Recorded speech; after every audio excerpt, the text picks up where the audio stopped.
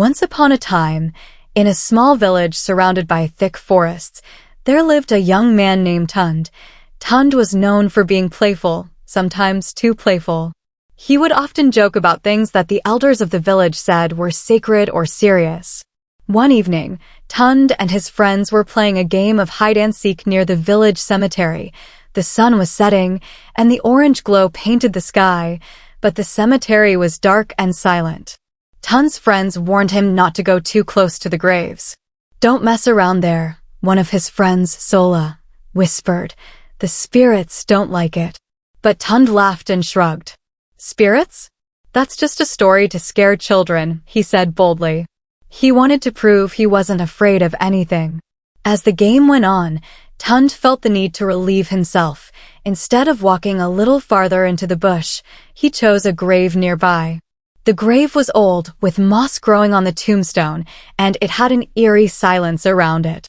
With a smirk on his face, Tund said to himself, "It's just dirt like everywhere else." Then, he unzipped his trousers and urinated on the grave. The air around him suddenly became cold. The rustling of the leaves stopped. It was as if the whole world was holding its breath. Tund zipped up and laughed. "See? Nothing happened," he said loudly, his voice echoing through the stillness. But as he turned to leave, he tripped over a root that seemed to come out of nowhere and fell flat on his face. His friends, who were hiding nearby, burst out laughing. Tund stood up, dusting himself off, and muttered, "Stupid root." That night, as Tund lay in his bed, strange things began to happen. First, he felt a cold wind sweep through his room, even though the windows were tightly shut. Then he heard faint whispers, like someone was calling his name. "Tund! Tund!" the voice hissed. He sat up quickly, his heart pounding. "Who's there?" he called out, but there was no answer. Suddenly, he felt something tug at his blanket. Tund's eyes widened as he looked down and saw the edge of his blanket slowly sliding off the bed by itself. He jumped up, screaming, and ran to his parents' room. "Mama! Papa! There's something in my room," he cried. His mother lit a lantern and followed him back to his room, but when they got there, everything looked normal. The blanket was back on the bed and the room was quiet. "Tund, you've been watching too many scary stories," his father said, shaking his head. But Tund knew what he saw and heard. The next day, Tund started feeling strange. Wherever he went, he felt like someone was watching him. He kept hearing the same whisper, "Tund, you disrespected me," but no one else could hear it. The villagers noticed Tund wasn't his usual playful self anymore. He was jumpy, quiet, and always looking over his shoulder. His friends started teasing him. "What's wrong, Mr. Brave? Scared of ghosts now?" They laughed, but Tund wasn't laughing. Days turned into weeks, and Tund's strange behavior became the talk of the village. He barely ate, avoided his friends, and refused to go near the cemetery. But no matter where he went, the whispers followed him. At night, his sleep was disturbed by chilling dreams, dreams of the grave he had disrespected. In one dream, an old man with hollow eyes and a long bony finger pointed at Tund. "You defiled my resting place," the figure said in a voice like cracking wood. "Until you make amends, you will know no peace." Tund woke up screaming, sweat pouring down his face. His mother, worried sick, ran into his room. "Tund, what is happening to you? Tell me the truth," she demanded. At first, Tund hesitated, but he couldn't hold it in any longer. "Mama," he stammered, I urinated on a grave by the cemetery. It was a joke, but now something is after me." His mother's face turned pale. She grabbed his hand and led him straight to the village elder, Baba Anu. Baba Anu was the wisest man in the village. He had a long gray beard and eyes that seemed to see right through you. When Tund and his mother explained what had happened, Baba Anu sighed deeply and shook his head. "You have angered a restless spirit," Baba Anu said gravely. "That grave belongs to someone who suffered greatly in life. Their spirit does not tolerate disrespect." "What? What can I do to stop this?" Tund asked, his voice trembling. "You must appease the spirit," Baba Anu replied, "but it will not be easy. You must visit the grave again and offer a proper apology. You will need items for a cleansing ritual, white chalk, palm oil, a rooster, and kola nuts, and you must be sincere in your heart. Tun's stomach churned at the thought of returning to the cemetery. Can't we just do the ritual from here? He pleaded. Baba Anna gave him a stern look. The spirit is tied to the grave. If you do not face your wrongdoing where it happened, the spirit will not forgive you. That evening, Tund, his mother, and Baba Anna gathered the ritual items and set off for the cemetery. As they approached the graveyard, the air grew cold again. Tund felt the weight of invisible eyes watching him. He shivered, clutching his mother's arm.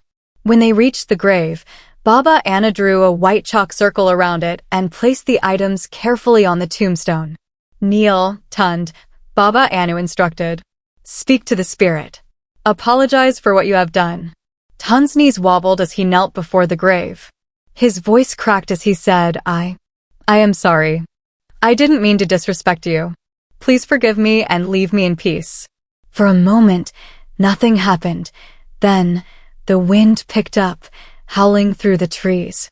The palm oil in the ritual bowl began to bubble, and the rooster squawked loudly before falling silent. Baba Anu's voice boomed over the wind. Spirit, hear us. The boy has repented. Accept this offering and rest in peace. The ground beneath the grave trembled slightly, and the whisper returned, louder this time. Tund, I hear you, but your apology is not enough. Tund gasped. What more do you want from me? The whisper grew colder. You will know in time. The wind stopped abruptly, and everything fell silent. Baba Anna looked concerned, but didn't say anything. As they left the cemetery, Tund thought it was over. But that night, Tund dreamt he was standing in a dark, endless field. The sky above was gray, and the air was heavy with an eerie silence. Suddenly, the old man with hollow eyes appeared again, his bony hand outstretched. Tund, the spirit said, your apology is heard, but to earn my forgiveness, you must right a wrong done to me in life. Only then will I find peace and you will be free.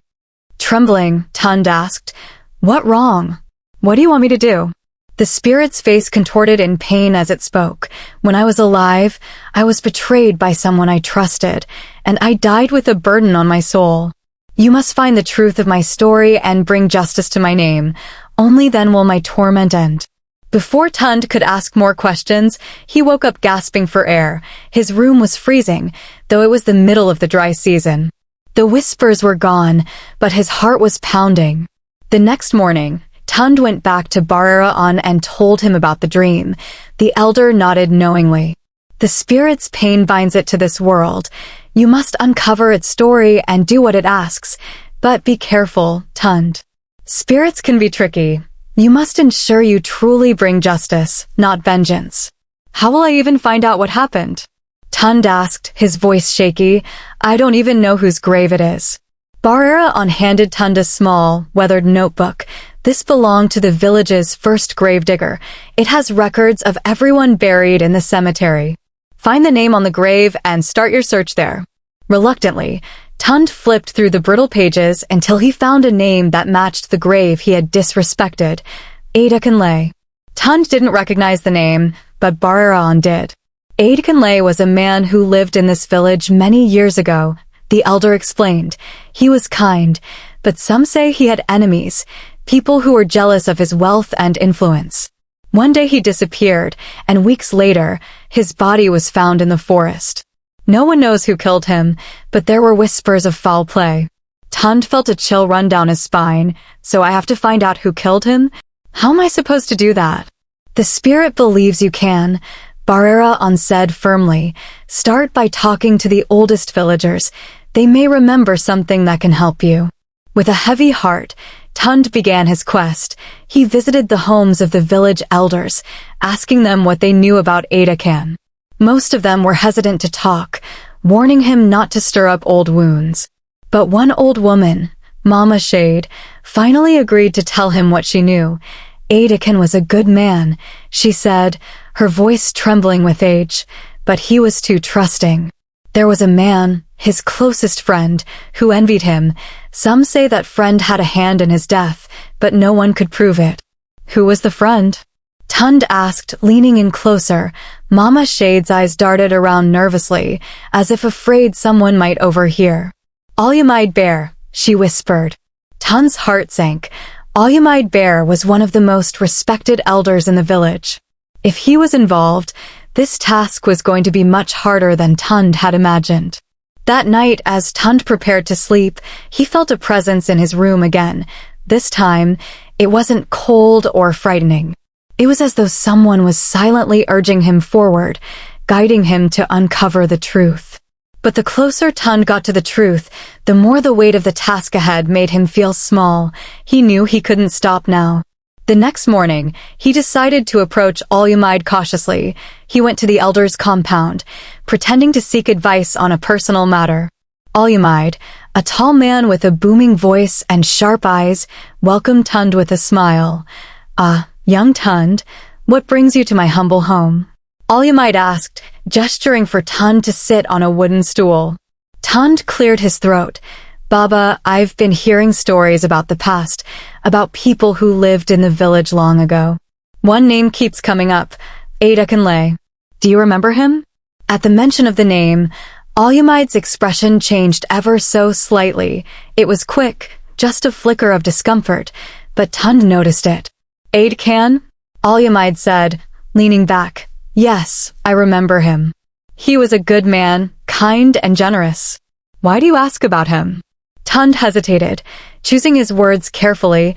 I'm curious about the history of our village. They say his death was mysterious. Do you know anything about what happened to him?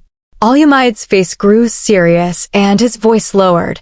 The past is the past, my boy. Sometimes it's best not to dig too deeply. What happened to Adakin was a tragedy, but it's been over for years.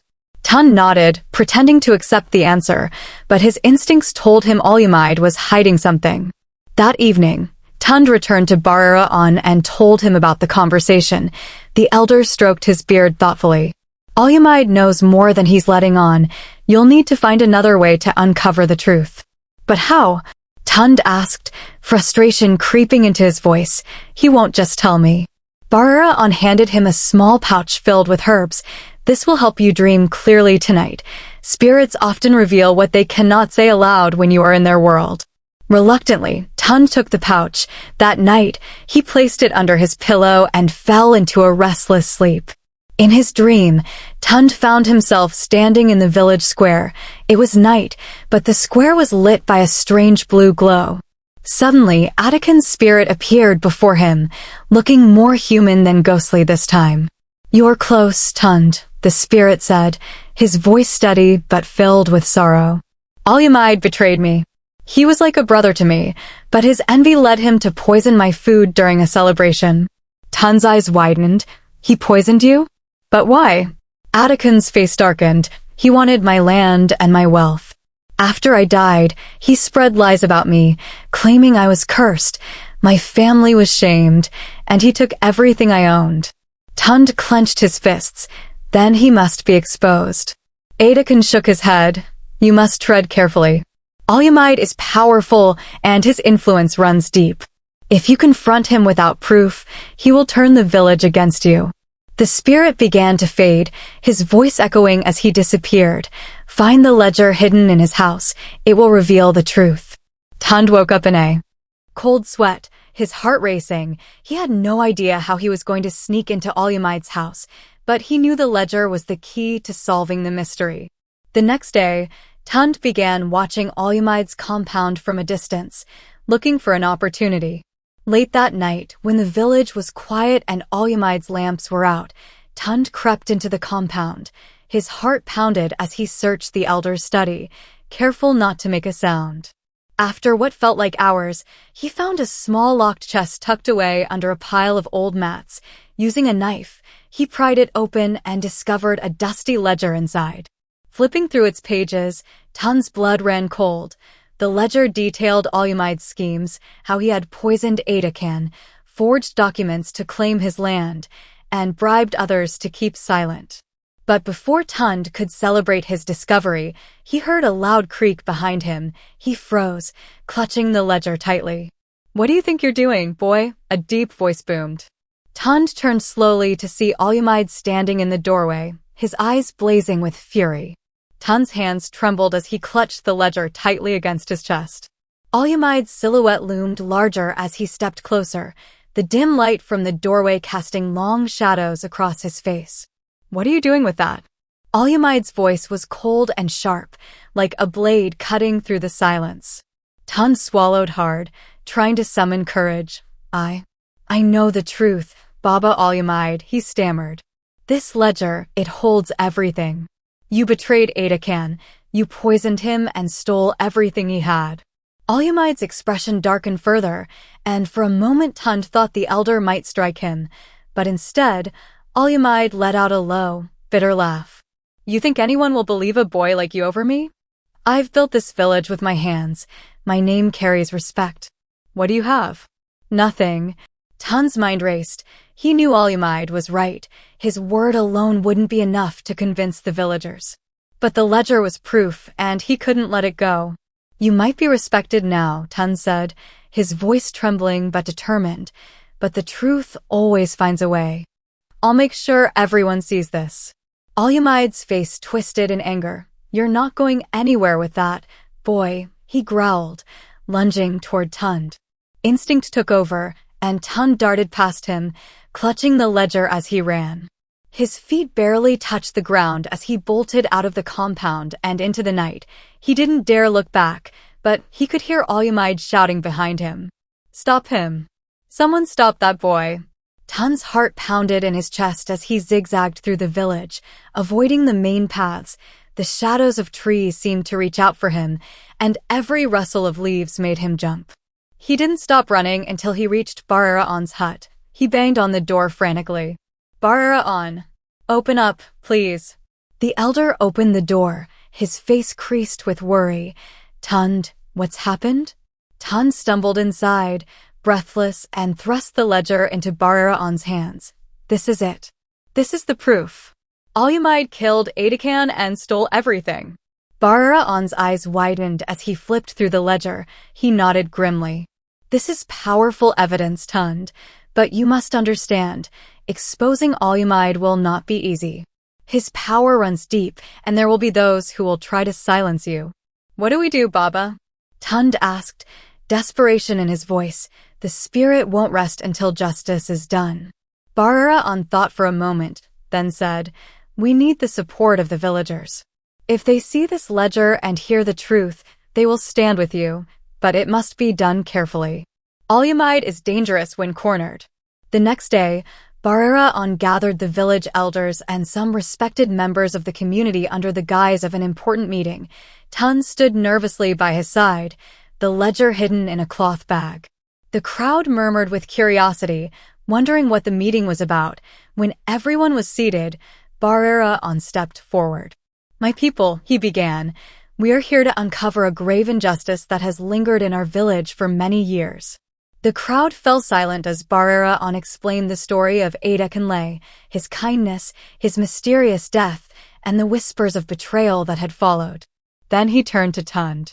"This young man, through great courage, has uncovered the truth." Tund stepped forward, his hands shaking as he held up the ledger.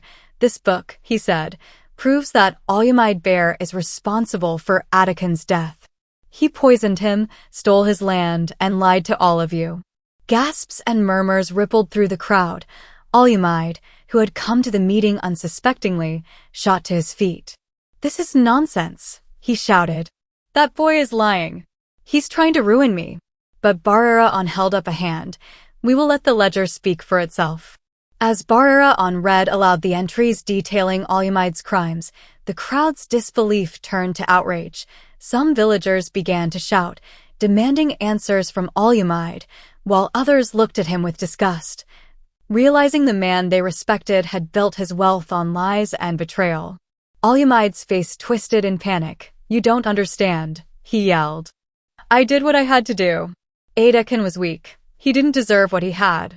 But the villagers were no longer listening. They turned their backs on him, leaving him standing alone in the center of the square.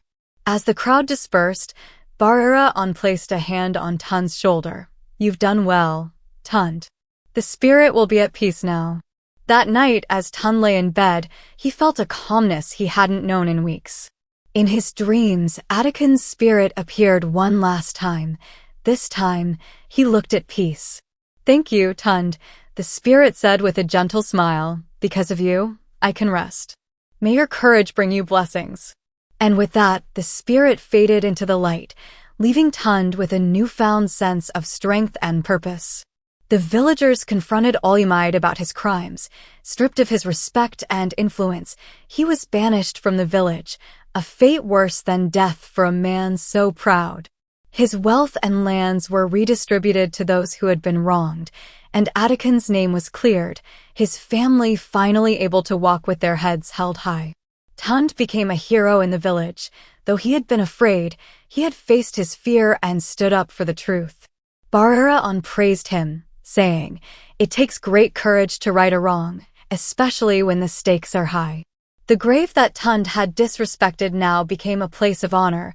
Villagers would leave flowers there, paying their respects to Atakan's memory. And as for Tund, he learned a lesson that would stay with him for the rest of his life. Thanks for watching. Please like, share, and subscribe for more interesting videos.